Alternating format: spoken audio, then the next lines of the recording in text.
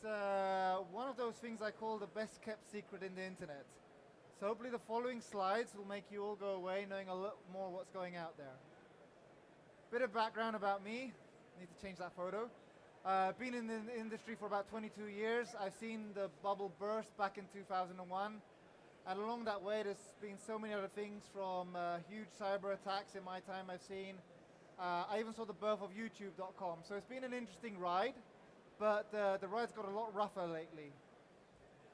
And this is what I'm going to talk to you about today, right? All of you, most of you are building applications, very important applications, whether it's IoT, blockchain, big data. We're hearing all these buzzwords, these fancy words, products that are coming out are taking us to the next level.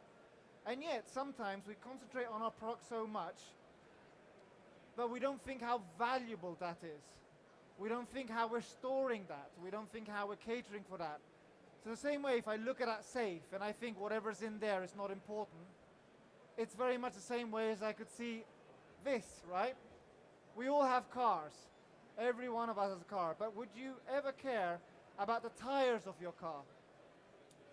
And in the 22 years of me being in the hosting industry, I've always felt that the hosting part of it, whether it's cloud, dedicated servers, VPSs, whatever, they're considered the tires. Do I have Pirelli? Do I have Michelins? Do I even care what tires I have in my car? And yet, the actual car itself is really precious, isn't it? So never forget that actually the thing keeping that car on the track is the tires. And that's why I always say to people, look at the tires you got on your car the same way you'd look at what's hosting your application. How is it hosted? Where is it hosted? And what are the implications legally about that? So I'm from Italy originally, never take Italian law seriously. And that's why I say I'm not a lawyer. But I have studied a lot about GDPR and the regulations around the hosting part of it. So what I will tell you is all public knowledge, it's all public information. You don't need to go out there and spend that money on expensive lawyers. It is public data that you can research yourself. And that's why I like to say in this age of information, ignorance is a choice. I say that because sometimes, as I am a bit of a speaker about this, I start telling someone about the Cloud Act, and I've seen people say, I don't want to know, and walk away. Why would you do that? Isn't it important to at least know? Then you can make a more informed decision. So today, hopefully, when I finish my 15, 20 minutes here, you'll walk away and know a bit more about that. We all love our privacy, all of us. Even though I always tell my daughter, the moment you post anything, it's not yours anymore. Hopefully she gets it, but no, Snapchat, she says, it gets deleted, Papa. Doesn't get deleted, it's in someone's server. It'll always be on someone's server, right?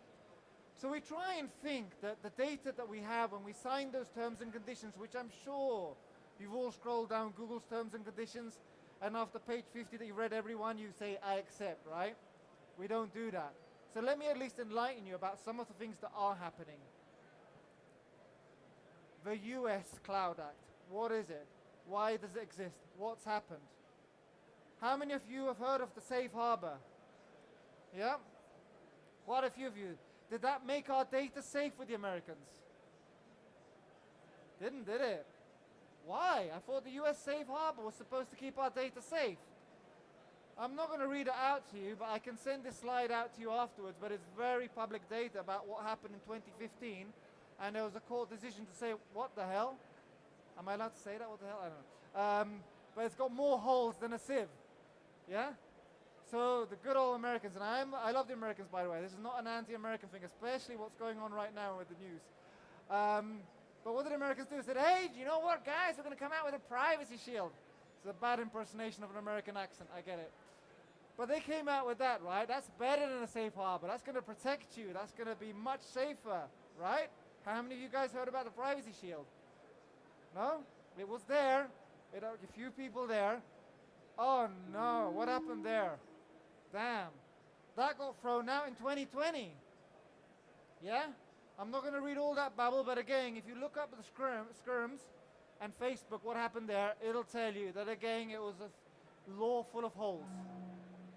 So, you know, Donald Trump, bless him, got a bit fed up with all this. And he saw that the Europeans were coming out with this thing called G something, right? GDPR. where now we have to bloody press cookies every time. I will accept it. I want to see someone raise their hand and say, I'm not going to accept these cookies. Isn't this an extra headache we have to go through, right? So what was the point? But they did come out with GDPR, and that is strong, and that can mean you can get fined. And that does have legislation. However, how many of you have heard of the Cloud Act? Okay, 2, 3, because you work for me. 3 people in a pretty crowded room, right? That's scary. What is this Cloud Act? So in 2018, that's how long it's been around. 4 years ago, Donald Trump saw Congress out on strike like they do, not like the tube strike tomorrow, but they had the budget strike, and he quietly put through in the bill the Cloud Act. Look on Wikipedia about all this. Thousands and thousands of pages, and he put a few things in there. So I'll tell you what the Cloud Act is now. But you don't need to take my word for it. The Wall Street Journal talks about it. The US authority get access to data stored on overseas cloud servers. So I tell my clients, who are you hosting with? I'll get sued, so I won't say it. Some American hosting company, right? Won't say it begins with what letter. You know who I'm talking about. I'm fine. I'm in their Irish data center. They won't touch me. What do you not understand about overseas cloud servers?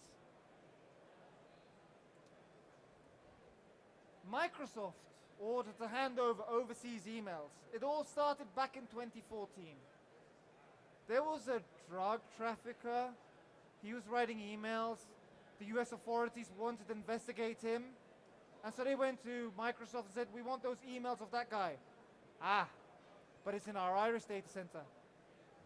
And I said, I want that data. But you have no jurisdiction. It's in Ireland.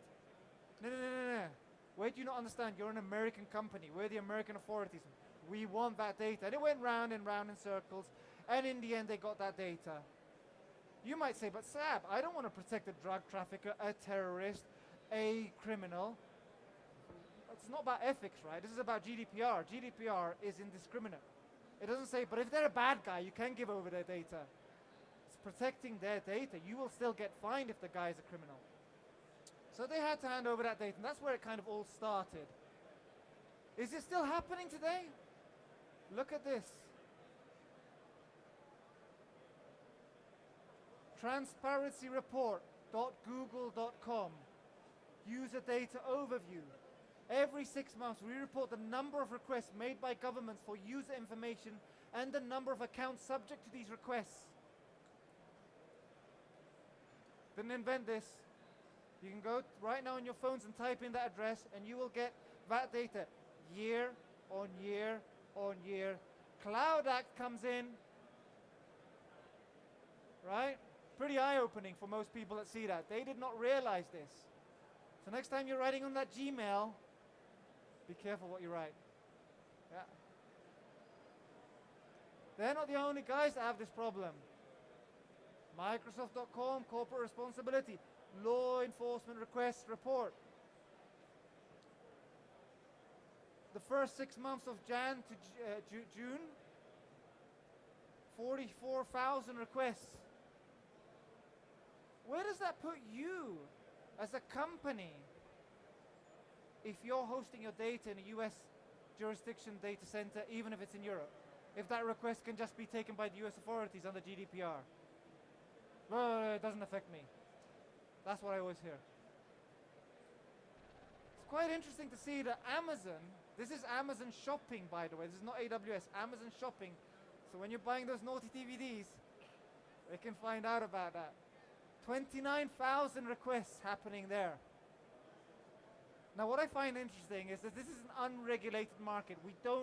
Hosting companies don't need to disclose this to you. They're doing it just for the benefit of feeling that they've done the right thing. So it's quite interesting that the biggest hosting company in the world only had 753 requests. I question that a bit. I'm not having a dig at them, but I just question the reality of that. That's me personally. So it does raise sometimes controversial, news profiles. French's decision to have Microsoft host Health Data Hub still attracts criticism. Why? Well, you can see why, right? I'll talk more about the Cloud Act and its intrinsic data in a second. But you don't want to be that company with that kind of profile on some kind of newspaper. One thing Microsoft is doing well is that they are suing their own government to at least be able to tell you, hey, we've had to hand over your data. They can't stop it. But part of the Cloud Act says, hey, we're the US authorities, you are so-and-so hosting company, we're investigating his data, you cannot tell him we're investigating his data and you're giving us his database, because that would impede our investigations. So Microsoft actually now is suing the US government and saying, but at least let me tell them that I've had to hand over the data.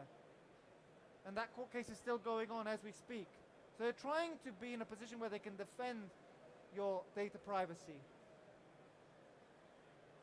We all know Google's recently shifted over their headquarters from the UK to protect their situation of being sued, etc. The Australians also are doing the same. I thought GDPR was the right to be forgotten. You can forget it, right? So we have to care as Europeans about European data. It's our responsibility for GDPR reasons. Now this is quite wordy. So for those guys that actually want to understand, and girls that understand what's going on here, the Cloud Act, I have to read this out, and I'll be at the side there for any Q&A after it, is in effect providers of electronic communication services and remote computing services. Remote means anywhere in the world. Cloud servers, physical servers, should be aware that the data stored outside the United States may now be subject to requests under the Stored Communications Act and must plan accordingly. Should be aware that data outside. This is what a lot of people were not aware about. So that famous Irish data center, or UK, or Frankfurt. On receipt of a court order, a US cloud service provider would enter the process of acceptance or try and quash the court order. So far it's quite low where they quash it. They're not going to fight the US government. We saw with Apple as well. Hey, our phones are encrypted. Well, kinda. So the most common misunderstanding of those people that I have spoken about the Cloud Act was that famous phrase, but I'm in Ireland. Doesn't matter. In reality, there is a law, and I'm going to check how much time I've got. I'm good. There is a law that says Article 48, transfer of disclosures not authorized by the European Union. Yeah, I know Brexit and all this and that, but we're going to go back into the EU, I'm sure, with what's going on right now. But anyway, God, that was controversial. I know, I'll get in trouble for that one. What the Cloud Act does is it allows the US to bypass Article 48 of the Union, because they're now dealing with US companies that fall under US legislation. That means they can just bypass Article 48 and go and grab that data in the European Union. So there are things now that the European Commission are doing that I will tell you about in these slides. That's wordy, isn't it? I'm not going to read all that out to you, but basically, you can see what it says there. Cloud Act, US companies disclose data.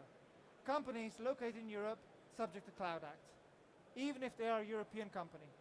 Cloud Act requires companies to disclose their own data, but also data in their possession. Personal and company data.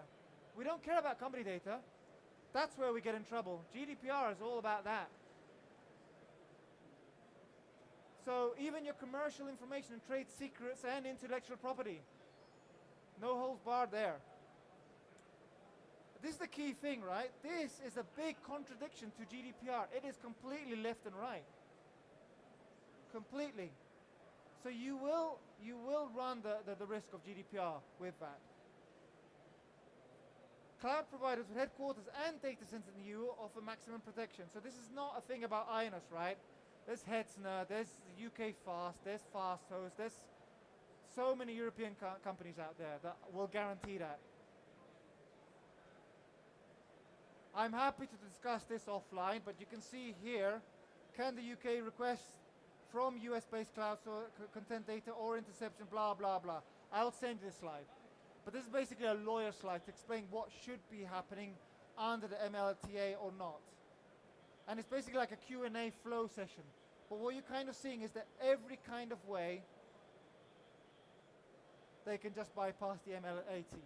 So you're going to hear a lot of buzzwords legally, but the Cloud Act has enabled every kind of way to bypass them, whether it's Article 48 or whether it's the ML18. So it's a catch-22 situation. It's clearly that. Black and white. And the next phrase, and again, remember, I've been 22 years in this industry. The day of the global providers ended. Okay, my background is also Rackspace, when I was in Rackspace back in the day. And I had data centers all over the place. And I used to be a rep in my younger years. And I used to tell a client, just give me all the business. I'll stick my data in my Hong Kong data center, Australian data center, US. I could be one global provider. But now what I've seen with the evolution of the industry is that Swedish companies want Swedish law with Swedish hosting companies, Germans with Germans. It is getting nationalism even with cloud companies now, but it is for data regulation. So this is not my phrase, by the way. This is one of my clients that said this phrase, and I said, oh, can I steal that? Brilliant phrase. And this comes to what is the European governance doing? Who's heard of Gaia X? Good. So Gaia X basically is saying if you are a European company with European data, you need to fall under Gaia X. Now IONOS have signed up to Gaia X, but so have a lot of other European companies. And it's basically putting companies in a position to say, we are Gaia X certified, we guarantee your data will never leave, as data sovereignty is concerned, European shores. And where you've never heard of that right now, it takes me back to 2014 when PCI started coming around and TK Maxx got hacked and the credit card companies had to pay for all the fines and TK Maxx went, not my problem. They said, right, we're going to build in PCI now. And I started telling my prospects back then PCI, they went, what? What's that? Everyone's heard of PCI now, right? Same thing with Gaia X. It's still that kind of PCI moment. What is that? Not heard of that. Give it a couple of years and everyone's going to know they have to be Gaia X certified. I'm seeing this more and more month on month. When I said Gaia X last year, not one hand got raised. And now I'm hearing clients now knowing about it more and needing to fall under legislation. And that's why I said today's chat is more to inform you guys, to go back out there and just to get a bit more information for your companies. So why do we need Gaia X and what's the added benefit? It's data sovereignty. Existing cloud offerings are dominated by non-European providers, so they can't guarantee that with you because they will fall under, when the Cloud Act gets thrown out, there'll be something else that comes in, like Safe Harbor, like the Privacy Shield. If you're a European company, you want to feel safe that you're under European law and jurisdiction.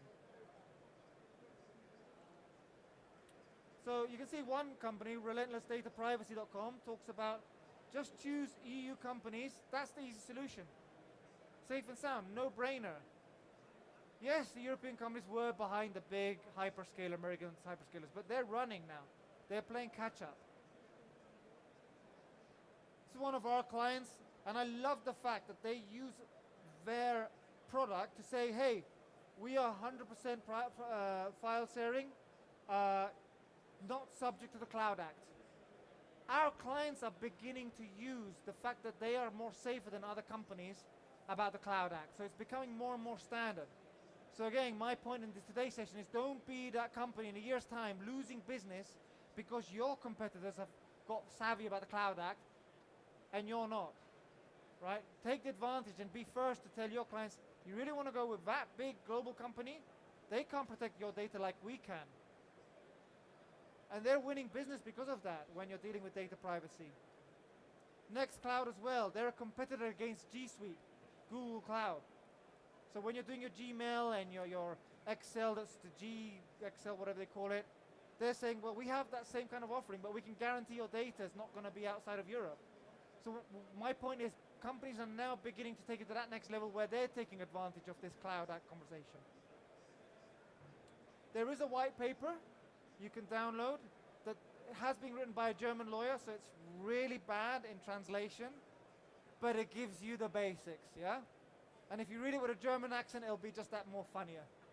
But by all means, download it and have a look at it and speak to any of our colleagues as well. They don't have German accents here in the UK. If you want, there is a meet the speaker. If you really want to hear more from me, I think it's just behind here. But happy to take it offline, happy to have separate conversations, and happy to send you the slide deck. I am 3 minutes on schedule, so any questions and answers?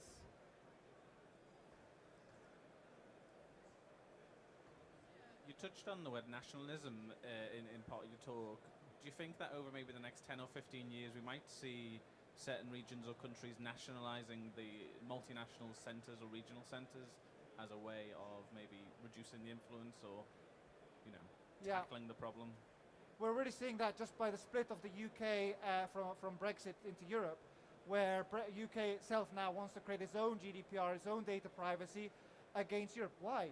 Didn't that work for the past 20 years? No, because Britain wants to feel it's got more ownership of its own data. So that absolutely will happen more and more. I'm seeing that in Scandinavian countries already today. Switzerland as well have their own data centers because they don't want Swiss data to be outside of Switzerland. So it is becoming more and more relevant. Yep. Can you define data sovereignty and Yes. where does it lie? Well, it depends on the country. Each country is different. But that depends on your company then. If your company is British, then your data sovereignty will rely on the British GDPR or data protection, data privacy rules. So really, it's not down to the hosting company at that point. It's down to your company, how you're hosting your client's data. Now, if you're also hosting global data, European data, that's where I've seen some of my clients say, do you know what, I need multiple region data centers because I need to look after my UK clients and the UK data center and my German in German. And then I've lost business because then client says I've got Indian data, it needs to be in an Indian data center. So that's why I cannot service everything for my clients. I will tell them go and speak to Singtel or go and speak to that local provider. I think there was a gentleman here that had a question. I don't want to walk away from this, but is there a risk that if the UK does its own thing with GDPR, that if we want to do business with the Americans, they'll just sideline it, so we're kind of in this position. Now, I guess it goes back to that gentleman's point there, that with data sovereignty, I guess as a UK national, I'd want to be like putting all my data in Europe because it might be better protected than even in the UK?